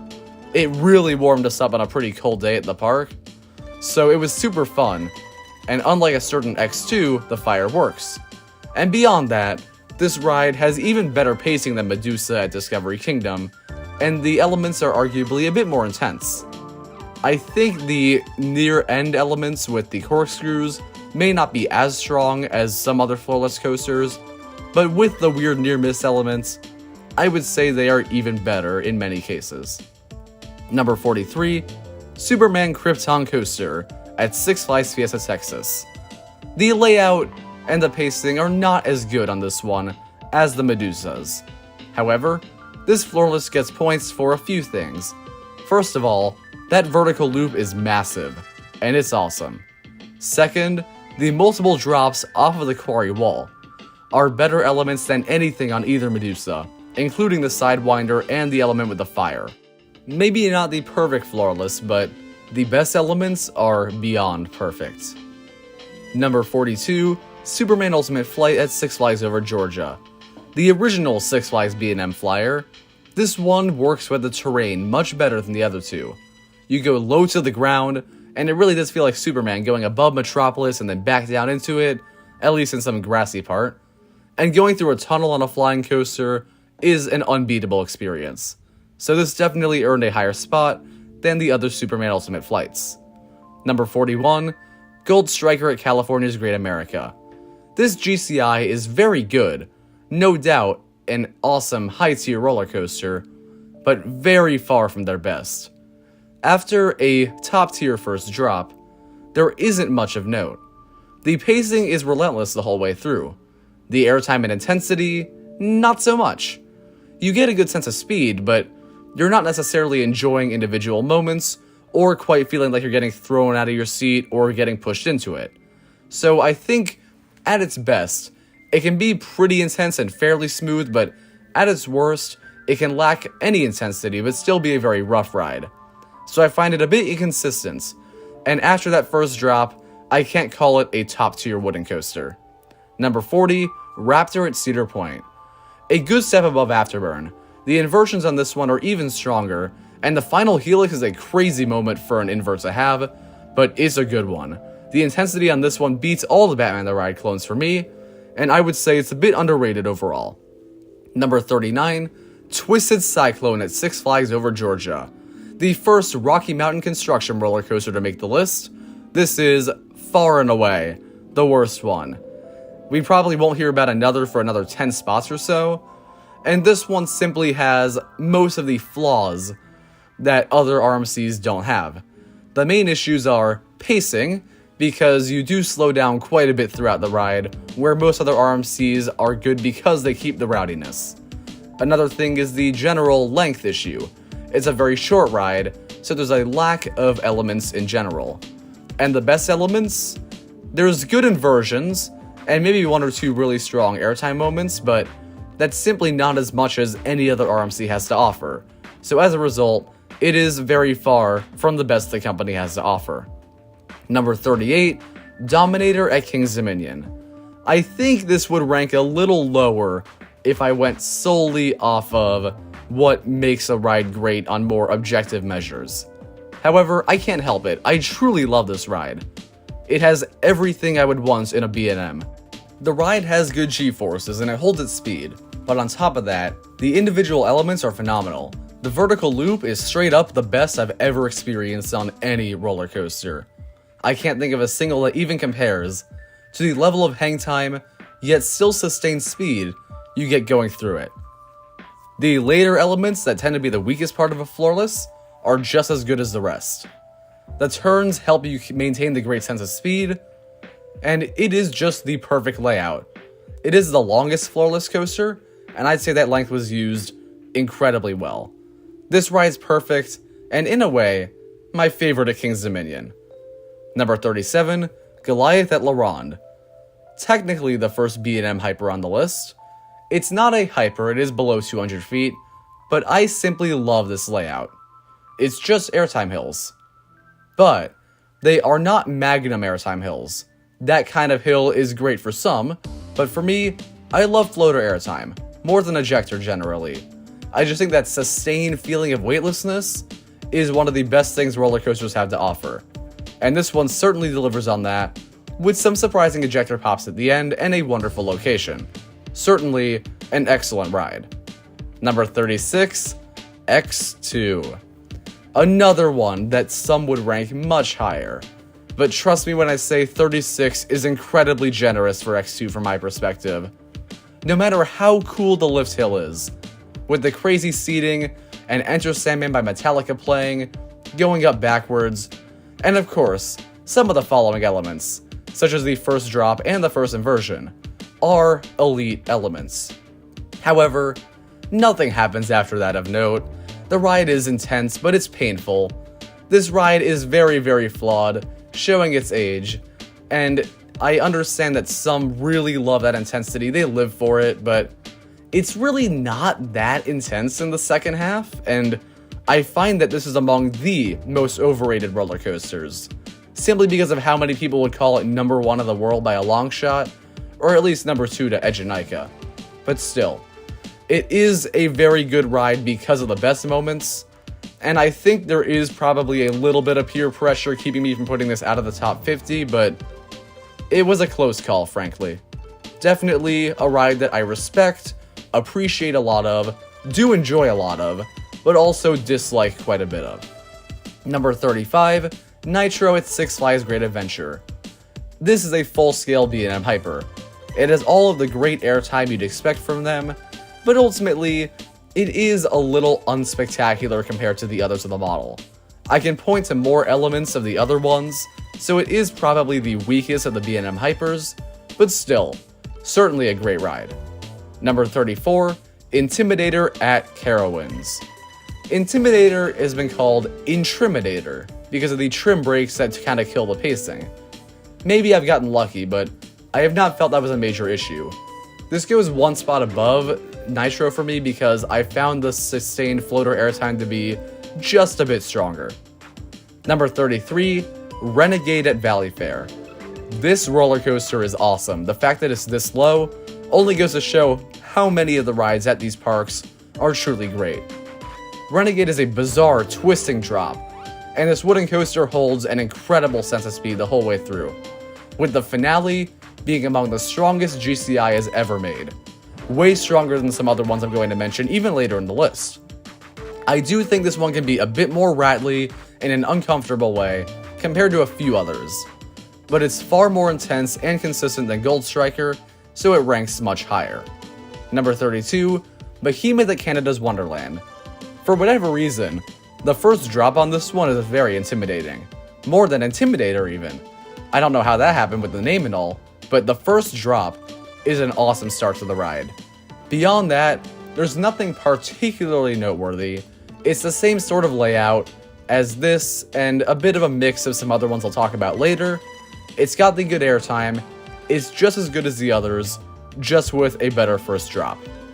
Number 31, X-Flight at Six Flags Great America. B&M wing coasters might be the most overhated model out there. X-Flight is an amazing ride, and the only minor flaw I have is the fact that in the very back row, the final helix provides a bit of a weird bumpiness. Other than that, this ride has a fun wing over drop, near miss elements that add to the intensity and speed of the inversions you're taking through them, awesome hang time and speed throughout the entire ride, and a perfectly smooth experience that makes it very graceful but still a thrilling ride. It really doesn't get much better than that for B&M wing coasters. Or does it? Number 30 is Jersey Devil coaster at Six Flags Great Adventure. Not a wing coaster, we'll get to more later. This is an RMC that many would call the worst. For me, the layout is simply too good to be the worst one. The restraints are probably the worst. However, the stall has some of the craziest hang time of any RMC moments. This ride feels very long, it's pretty well paced, it isn't as whippy as some other rides of the same model, but still. I think every element does exactly what it should, and there are more good noteworthy ones than Twisted Cyclone, so it ranks quite a bit above that. Number 29, the Beast at Kings Island. Last time I ranked those Cedar Fair coasters, I got some flack for putting this one above a good amount of great ones, but I'm sorry. The Beast is an incredible roller coaster, and it's so unique. By all means, it should not be good. I understand the people who don't like it. It's weird. It's super long, oddly paced, has jolts to it, not a ton of noteworthy elements, especially in the first half, but I can't help loving it. There is a charm to this one. You're just going through the woods on a great trek, generally having a good sense of speed the whole way through, the occasional airtime moments, but this layout is not something you can see anywhere else, and I love it for that. And beyond that, the second half of this ride is undoubtedly some of the best of any roller coaster on Earth. The sustained speed that you build up going toward that helix and taking the helix entirely indoors is simply a top 10 element on any roller coaster. It's utterly insane. I really don't know how people could praise something that has a great first drop and inversion and nothing else like X2, and then say this is a bad ride. We all have different experiences. It's totally fair. I respect your view. You may not respect mine, but nonetheless, it won't change the fact that the Beast, even in the daytime, is an excellent roller coaster, and at night, it's only that much better. The night ride on the Beast is the best of any roller coaster in the world, and it's not remotely overhyped from my perspective. Number 28, Banshee at Kings Island. Banshee is my favorite B&M invert. I was mentioning that a lot of the inverts I've talked about have very compact elements. This one does not, but honestly, it works. The first drop is without a doubt the best of any B&M invert, because the lack of a pre-drop pulls you over the side far more effectively. The inversions have much better hang time, and I think the 0G roll is my second favorite inversion on any B&M invert, and even if this ride's not as intense or fast-paced, it is a perfectly smooth, really fun invert that does everything I love about something like Montu or Alpengeist, but in a slightly different way. Number 27, Gatekeeper at Cedar Point. A near-flawless roller coaster, only held back by the admittedly lackluster finale. Still, that's one element, and everything else about this thing is even better than X-Flight. It may not generally be as intense, but the first drop is even more fun for me. The inversion following right after is an incredible way to start the ride. I love that massive inversion. The airtime hill gives great floater. I can't believe people say there's no forces on this ride. It has good airtime. The near miss elements, hands down my favorite of any wing coaster I've done.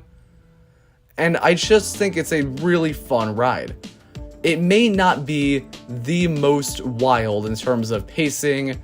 I think things like Jersey Devil Coaster I've talked about, and the Beast even, have more excellent individual moments, but Gatekeeper is a very complete package I have so much fun with, and I call it one of the most underrated roller coasters in the world.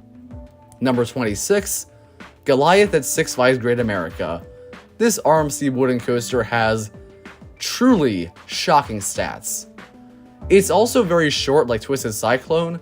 There's only technically 4 or 5 elements I can really point out, but they're all some of the best you can ever experience on a roller coaster. First drop, despite a pothole on the ride, is awesome. The dive loop is a crazy thing to have on a RMC wooden coaster, or any wooden coaster frankly, and I love that. The airtime hill, it gives the airtime you expect from the best RMCs, and the stall. That stall, despite being gorgeous to look at, is a dangerous thing. It provides some of the best hang time on any roller coaster, and of everything I talked about so far, Full Throttle's loop, Dominator's loop, Jersey Devil stall, this is the best hang time.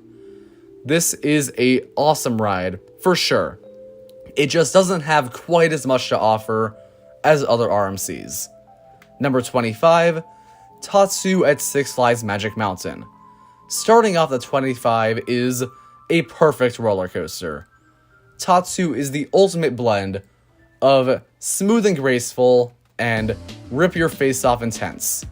This B&M flying coaster goes around the top of Six Flags Magic Mountain, and the use of the terrain is everything. I love soaring so high above the trees on this one. It's immaculately well made. The way this layout was thought out is some of the best Six Flags has ever done. And after you're done soaking in the beautiful views, going upside down a few times, you enter the massive pretzel loop, which might be a top 5 inversion in the world. Or at least in the country. I haven't done a whole lot outside of North America, and the US mainly. But still, Tatsu has everything I love about B&M flying coasters, and more, and it's a very hard ride to beat. And yet we still got a few to go. Number 24, Raging Bull at Six Flags Great America.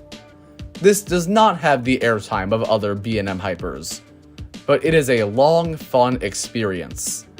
I kinda love it in the same way I love the Beast. There's not really any other layout like it. It's not like a Gaio Vanilla Hyper. It still has intense moments, and it has many turns, but it feels a bit slower and floatier. But there's something so fun about traversing this massive plot of land it's in, going through tunnels, going around different parts of the park, and it maintains a great sense of speed the whole way through, with some fun noteworthy moments like the one good airtime hill that happens in the middle of the ride, and the final helix. It just feels like one of the longest coasters out there, and I love the way it feels like an adventure of its own. It's not the best in terms of individual elements or airtime or intensity or anything like that, but it's way up there for sheer fun factor. Number 23, El Toro at Six Flags Great Adventure. I have not been on this since the retrack, but yeah, pre-retrack, there was no denying that this is also an overrated roller coaster because so many would call it best wooden coaster in the world. I'll be giving quite a few that I think are better later in the list. But let's talk about what makes El Toro truly elite. Just like X2, the start of this ride is insanely strong. But unlike X2, this start is even better. The first drop, especially in the back rows, is one of the best first drops of any roller coaster. We're talking top 5. And the first 2 or 3 airtime moments are living up to that hype. Right from this part of the ride, you might be thinking, oh yeah, definitely worthy of top 5 in the whole list of Cedar Fair and Six Flags coasters. Unfortunately, it does lose a little bit of steam. The ride has good pacing generally, but not as many major moments outside of this great start. And it's rough. It's crazy rough. I almost think riding in the back row is not worth it for the first drop being better because of how painful the ride can be throughout the rest. Some might say I'm a wuss or I just got bad rides, but I point out that I rode this right before serious accidents happened on the ride, so maybe I got really unlucky. Or maybe the ride's always been like that.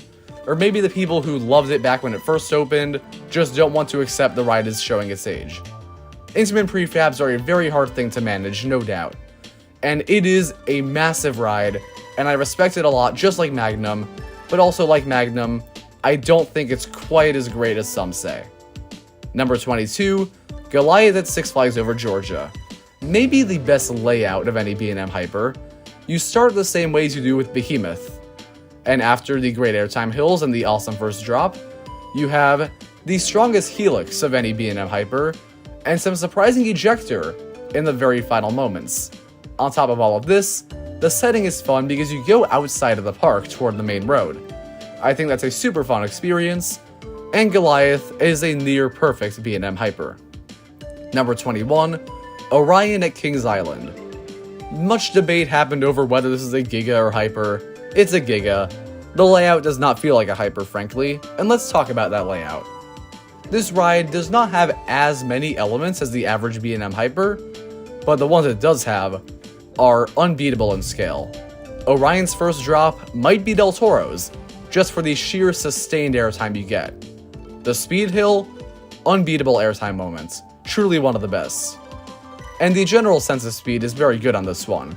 You're going 90 miles an hour the whole way through, and you feel that nearly the whole time. I do think generally this could benefit from a bit of a bigger layout compared to something like Fury. I think it could be a bit longer like that. We'll talk about Fury later.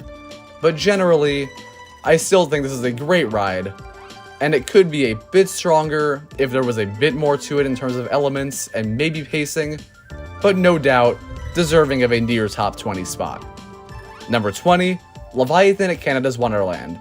I find there's more airtime on this one, and I generally love airtime more than any other kind of sensation on a roller coaster, so it does rank just a bit above Orion. Number 19, Diamondback at Kings Island. I can't quite explain what prompted me to put this B&M Hyper above 2 gigas, but I did. Simply put, Diamondback has everything you love about the average B&M Hyper. The great first drop, the awesome floater airtime, maybe some surprising ejector in there, and then a few unique elements of its own to make it stand out. The Helix is not like the others, and I think it doesn't mess with the pacing as much. I've had trimless rides on it before, so I've experienced this ride at its best. And the final water splash is a unique moment I think adds quite a bit to the ride. All in all, it's an absolute blast, just as fun as Raging Bull, but with much better elements. Number 18, Twisted Timbers at King's Dominion. Twisted Timbers is an interesting RMC because it kind of is the one that makes me think, oh wow, maybe they are all blending together. But it's still awesome. Barrel roll drop, very good start. And every airtime hill is perfect. That said, there isn't that much else the ride has to offer. I think the pacing's great. I think other RMCs feel longer and can be a bit more fun, but only by the smallest margin. This is a mid-tier RMC, and a mid-tier RMC is still a near top-tier roller coaster. Number 17, Wicked Cyclone at Six Flags New England. This ride, despite having less impressive stats than most RMCs, has more impressive pacing. This thing flies through the layout. I hear it gets better every year.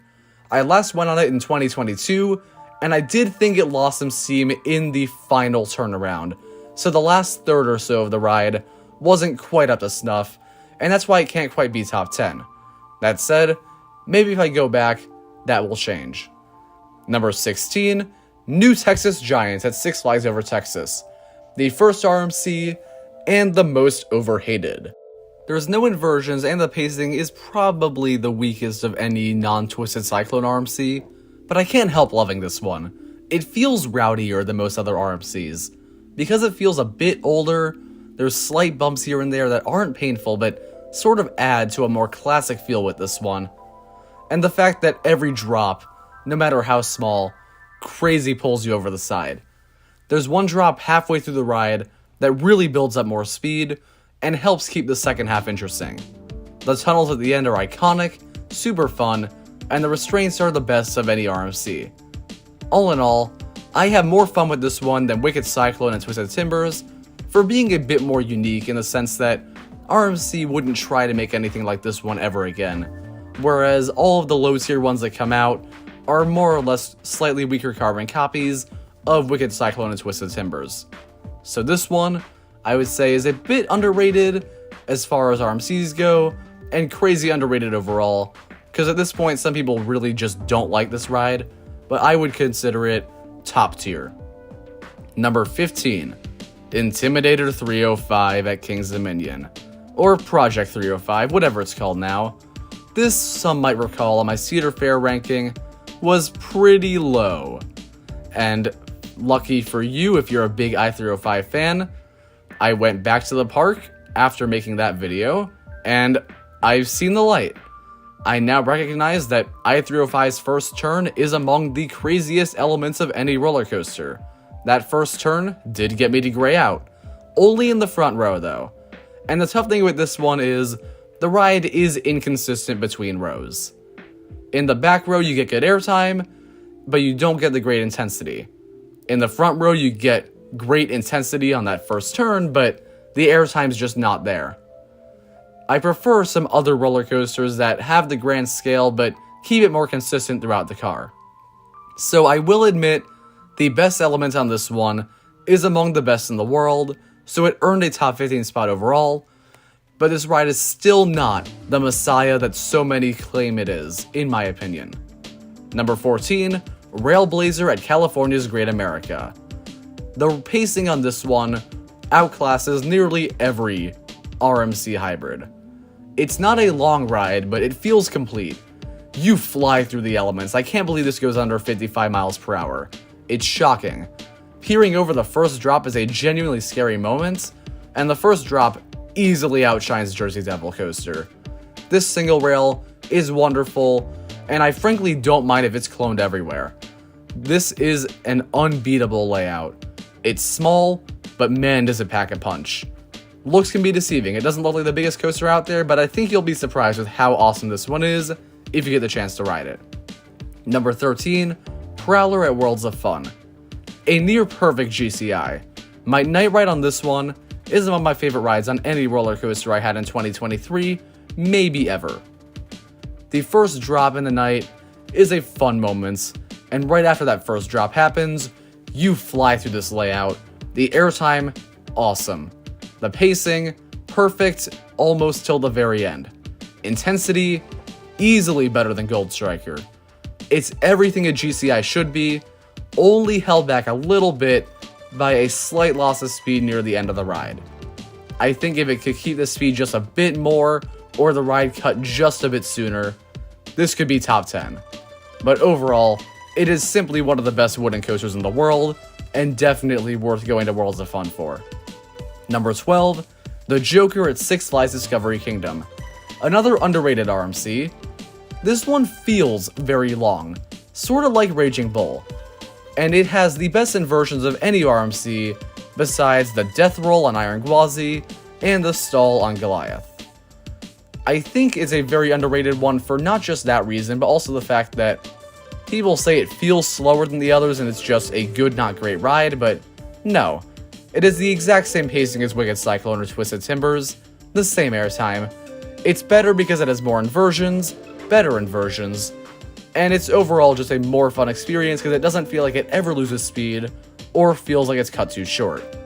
It's not repetitive, and in general, I would say Discovery Kingdom is an underrated park, if the high placements of many coasters on this list didn't say anything about that, and Joker is the star of them all. I do think the first drop is overrated, frankly, and it's the one part of the ride I don't love, but everything else, I'm very grateful I got to experience this one, and the fact that it's not top 10, well, you're not going to believe how good some of these other coasters are. Number 11 is Maverick at Cedar Point. One of the most important coasters of the 2000s, it pretty much redefined what launch coasters are. Nearly every Intamin coming out now is here really because of Maverick. And Maverick's intensity throughout the ride is hard to beat. The ride has a very gorgeous setting. There's great theming going on there. And so much about this ride is nearly perfect. I do think the restraints can sometimes really press against you on specific rides, but that's only in very certain situations. Right from that first drop, which has some of the most stomach dropping of any coaster despite being a very small hill, you go into a fast turn, flying through canyon walls, flipping upside down through some of the craziest, whippiest inversions on any Intamin, and this is just the first half of the ride. Then you enter the tunnel launch, which at night is the best launch on any roller coaster, except for one other on this list. That launch is so hard to beat.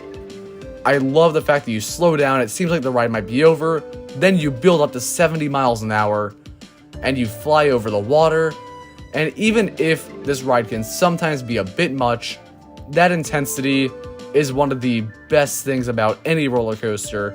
It's not usually too much, and it's no doubt one of the most influential in the world, and even taking out the whole historical significance type thing, this ride is one of the best launch coasters on Earth. Number 10, Shivering Timbers at Michigan's Adventure. Michigan's Adventure has not fared well on this list, but Shivering Timbers is simply one of the most wild roller coasters on the planet. It's the first roller coaster I've come off crying. I don't know if it was crying out of fear or just genuine shock at how fun and crazy it was, but the jury's up on that one. This roller coaster is by Custom Coasters International, massive in scale, and it feels very much like the Voyage at Holiday World. The first few elements are nearly on par with that best opening of El Toro, so that's already an unbeatable start. There's a rattle the whole way through this thing, not a painful rattle, one I'm really glad the ride has, adding a rowdiness like I was saying with New Texas Giants, but much, much more of it. And the return trip is crazy. You have plenty of airtime hills, you have a double up for crying out loud, and that double up's awesome. And then you near a helix, and that helix could have ended up like Gatekeepers, a very lackluster finale, but no. You go all the way to the ground, you tear through that thing, and it's frankly almost as good as the one on the Beast. This ride never loses its speed, and it never lets up on the relentless intensity and airtime. It's a very, very good roller coaster. You have the feel of a classic out and back Woody, but with much grander elements than most of those, making for one of the most unbeatable and shocking experiences.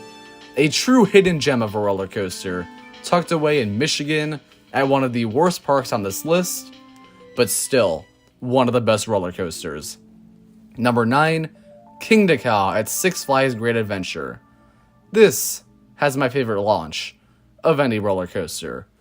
Kingda Ka is another sort of short but sweet. You only have 2 elements after the launch, and the whole thing's over in half a minute.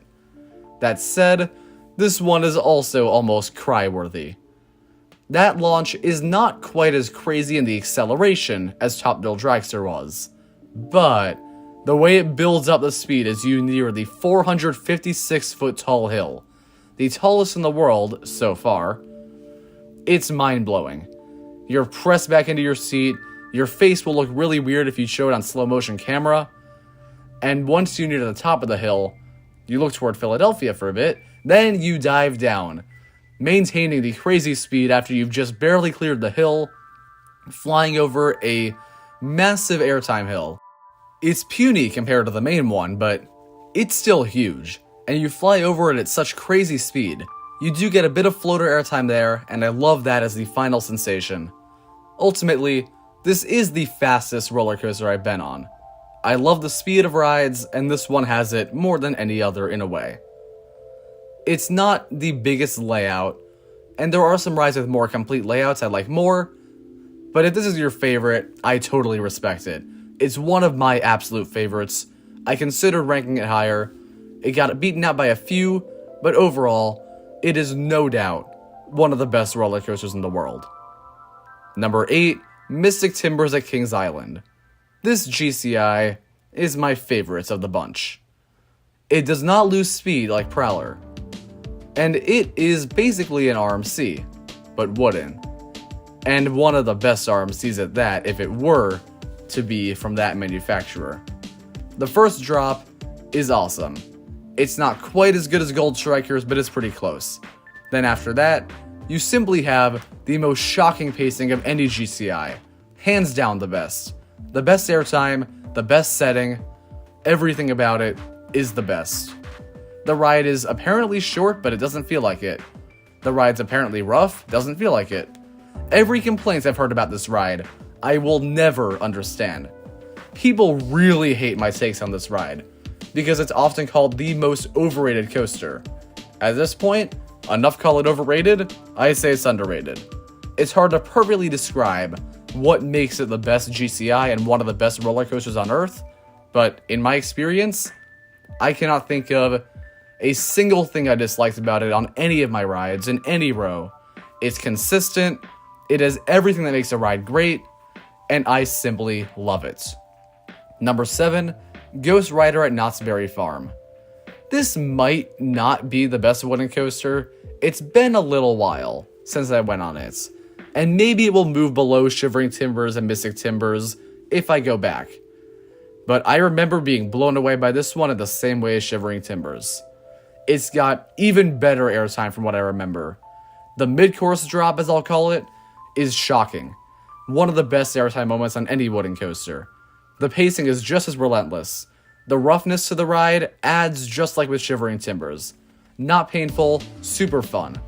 A perfect wooden coaster, but the other two are also kind of perfect, so they could flip order in the future. Number 6, Superman the Ride at Six Flags New England. Speaking of perfect, this might be the perfect steel coaster. The layout has everything.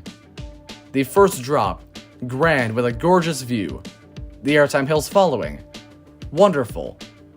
Even an airtime hill that's a good half minute into the ride, maybe more than that, is one of the best on the whole ride, and one of the best in the world. Small bits of theming throughout the ride add a little bit to it. And once you finish clearing that one great airtime moment, you enter a low to the ground section, going through tunnels, mingling with the rest of the track, perfectly designed. The one complaint always launched at this one is the restraints. But frankly, this is better than the restraints on West Coast Racers, Maverick, Ride of Steel, etc. I don't think they're that bad. I think I've learned to live with them maybe, and maybe I'm blinded by how perfect the rest of the ride is. But this hypercoaster is so hard to beat. I love everything about it. Climbing the lift hill with Superman music is inspiring, and it makes for a wonderful start to a truly super roller coaster. Number 5, Iron Rattler at Six Flags Fiesta, Texas. Iron Rattler has the setting of Superman Krypton Coaster, but it's used even better. This has everything that makes the best RMCs great. A massive first drop, wonderful. Some great airtime moments all throughout, awesome. And some surprise elements of its own. Once you enter the quarry section, people say this loses speed. No, it doesn't. It's just as fast as Wicked Cyclone in my experience. All of the great RMCs, they keep that pacing through the first half of the ride at the very least, and this one's no exception. But then you get the quarry drop. And the quarry drop is maybe the best drop on any RMC, save for 2 more I'll get to later. It's insane. This ride keeps the pace, goes through a massive cliff. No other RMC can claim that. The uniqueness adds quite a bit to it, and it has everything that makes the best RMCs the best, with tricks of its own that make it a top 5 roller coaster of the 225 listed. Number 4, Twisted Colossus at Six Flags Magic Mountain. This is the highest ranked roller coaster from any Six Flags park. Even when not dueling, it would have the same spot. I've been on it while dueling and not dueling. And while that dueling aspect is something that adds quite a bit to the experience because it's so much fun to be racing alongside someone, just like with Gemini, there is no denying this layout outclasses every other Six Flags RMC. The first drop looks kinda tiny compared to some others, maybe because it's right next to Goliath. But doesn't matter how it looks because those looks are deceiving, and this drop is pretty much on par with Iron Rattler's first. Beyond that, there are 18 airtime moments throughout the ride. You have a high five moment, you have great stalls, one that resembles Top Gun and is called a Top Gun stall. I'm sure the middle-aged dads watching this video will enjoy that reference. And the best thing about it is, you go through the ride twice. There's 2 layouts. You get to be the racing part of both. If you duel twice, that's super fun. But even if you don't, you're still getting to experience 2 of the best RMC layouts in one go. And yes, having this lift hill in the middle is a little weird with the pacing, I guess, but I don't think of it as one roller coaster layout. I do think of it as 2 experiences put into one roller coaster, and having 2 for the price of 1 is something no other ride on here can claim, except for West Coast Racers, but that's not nearly as good. And as a result, 2 for the price of 1, and each of those 2 being among the best roller coasters on Earth, makes this the best roller coaster at any Six Flags. Number 3 is Millennium Force at Cedar Point. I have gone on and on and on and on about how this roller coaster is one of my favorites. I have sentimental attachment to it, sure, but I've ridden it dozens of times and have never had a ride that was remotely close to being considered for less than top 3. The first drop is the best. Climbing up to the lift hill's top at 310 feet, looking around the Cedar Point skyline, Lake Erie, and Canada, and then dropping, it's one of the best moments of any roller coaster. The overbank, super fun, and the turn into the tunnel was the closest I got to graying out before riding Titan a second time or Intimidator 305. And the pacing of this ride is the best pacing of any roller coaster on this list. It holds its speed perfectly. The airtime moments, no matter the row, are better than any moments on Intimidator 305 airtime wise, even in the front. The moments where you're going around Forbidden Frontier are an awesome turnaround. The layout's technically simple on this one, but the ride's tucked away in its own section of the park, providing grand moments with some of the most impressive stats, and at the time that it was built, the most impressive, but still maintaining great intensity and speed, and the sort of thing that people love on modern roller coasters today. Everything from the first drop to the final speed hill as you fly by the station, it is a near flawless roller coaster, and I would consider it at this point underrated. And maybe the most underrated roller coaster because, while many have turned against it, for me, it's still one of the very best in the world. Number 2, Fury 325 at Carowinds. This outshines Millennium Force for being even grander, even longer, even better elements. Everything that I love about Millennium Force, this has. I think it's stronger mainly due to the fact that it does have more impressive stats. And while I don't think it quite holds the speed quite as well as Millennium Force, it's still better for the fact that the elements are a bit more unique, but still just as good. The treble clef is a lot more exciting than it sounds. The airtime moments somewhat easily beat Millennium Force. And all in all, there's nothing I dislike about this ride. This is the perfect roller coaster. It's never bad, never had a bad ride on it. Been on it enough times that I think it's impossible to have one, unless it's the very specific situation from last year. And without a doubt, it is one of the best, most flawless roller coasters ever built, and I think it'll stand the test of time as the ultimate crowd pleaser, and I think there's a reason why, to this day, it's still considered the number 1 coaster in the world by so many. But another that's also given that title often is my number 1, Steel Vengeance at Cedar Point. Yes, it is fairly obvious for the roller coaster enthusiast channel to have Steel Vengeance at number 1, but it did earn that spot. The hyper RMCs have things that the smaller ones simply can't compete with.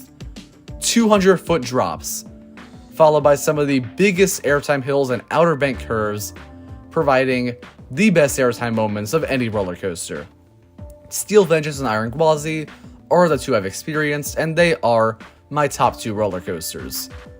Steel Vengeance in the morning can be noticeably slower compared to some other rides that might keep their pacing throughout the day, but still, this ride at its best outshines everything on here. Ever since I first rode it in 2019, I was blown away. What is there to say about it that hasn't been said? Every individual element has been analyzed, every individual element is great. The finale is a frankly underrated part. That's the only thing I need to add to the conversation.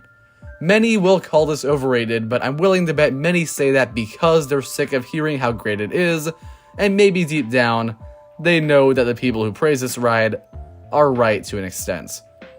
And as a result, this ride may not be quite as big as the Giga Coasters at number 2 and 3 on this list, but it provides the best elements, and the best pacing on many days of the week, of any roller coaster on this list.